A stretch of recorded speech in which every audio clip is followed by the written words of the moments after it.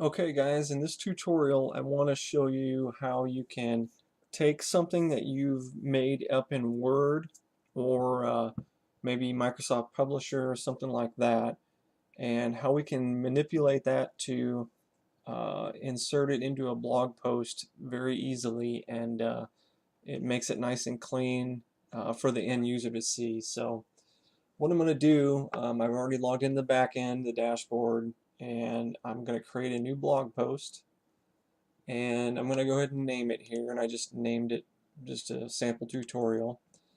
But what I want to do is I want to take,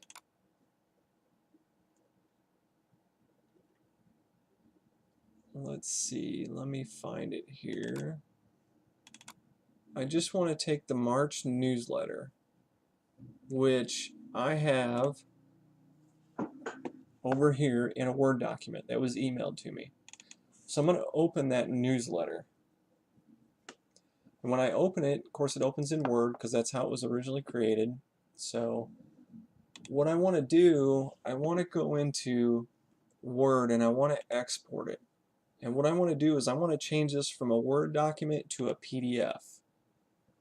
So inside of Word, there is a way you can go to File and Export, create PDF, and then let me put it in the right spot here. Let's do newsletters, and I'm just going to put it in a separate folder so I can make it easier to get to later. So we're just going to leave it Carlinville Newsletter, and we're going to hit Publish. And what that's going to do is it's going to change it from a Word document to a PDF. Now that I have it in a PDF, the next thing that I want to do is when it opens in PDF, I want to go to File, and I want to go to Export from here, and I want to make it an image. And the reason I want to make it an image is because we want to keep the formatting, all of our pictures and everything just exactly like it is right now. So I'm going to go to Image, I'm going to go to JPEG. It's going to ask me again, where do you want to save it to? I'm going to leave it in my Uploads folder I just created. I'm going to hit Save. And there's 2 pages to this newsletter, so it's going to make 2 JPEG files. So now that I'm done with that, I'm going to come back in here to my blog post, and I'm going to do Add Media. And I'm going to go to Upload Files, select, I'm going to go to my newsletters and uploads, and you'll see here's the PDF file that we originally created from the Word document. And then here, this one and this one are the 2 image files that were created from the PDF. So I'm going to highlight those 2, I'm going to hit open, and it's going to upload those pictures to the website. And when they're done, you can see they're both check marks, so I'm going to go ahead and hit insert into post. And you'll notice it puts them in there really small. So what we want to do is make that bigger. So we're going to click on the little, first we're going to click on the image, then we're going to click on the little pencil here to edit, and see where it says size here, it says medium. We want to change that to large, and hit OK, and that makes it a regular size. We want to do the same thing for the next one, page 2. There we go. Alright, and then I'm just going to categorize this under newsletter. And then I'm going to also, at the very bottom here, I'm going to do Add Media.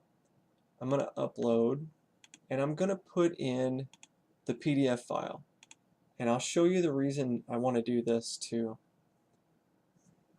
And then we're going to leave it Carlinville Newsletter. We're going to hit Insert.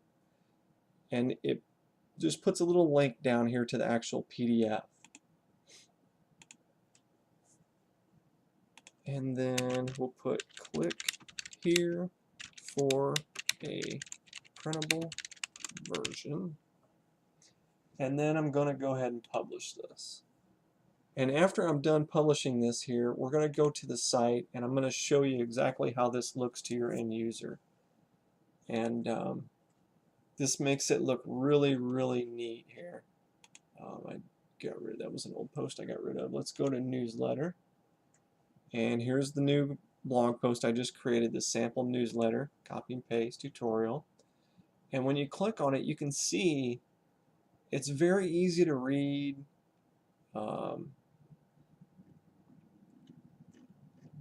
And let's see.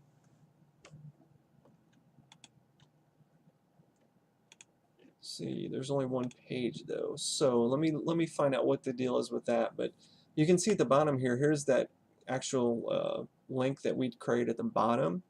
And this is the PDF we inserted. So if I click on it, it's going to open a new window and it's going to be the PDF of that entire newsletter. Now you might say, well, why don't we just use this and not put in the pictures? And you can do that. You can do it however you want.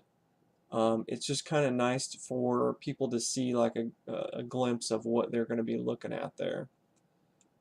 So let's go back to the post and let's see why only one of the two JPEG pictures are showing. And I'll bet it's because we dropped it down. Nope. Actually, because I accidentally got rid of it, I think. So let me go back down here and let me go to add media again. And instead of upload though, I'm just going to go to the picture. It's already uploaded. And we're going to hit insert. And again, when I insert it, it goes small, so we need to use the pencil. And we'll make large. Okay. And now we can see we've got the first and the second page. And at the very bottom we have the PDF. So I'll go ahead and hit update. And when it's done updating, we'll go back to the blog post on the live side. I'll refresh. And now you can see we've got both pictures in there. So the end user could actually just look at the pictures and see what's going on and what the newsletter is about. And if they wanted to print it out, they could just click Carlinville newsletter link. That opens the PDF. They can save it to their computer. They can print it very easily all right from there. So instead of doing a copy and paste for a lot of your newsletters and whatnot, I know it seems like a lot of steps, but once you do it a few times, it's like second nature, and it really makes it easy for the end user to be able to see this stuff. So that's it for putting newsletters and different documents that you might already have in Word or some kind of Office software and putting it in a blog post on the new website. Until next time, thanks.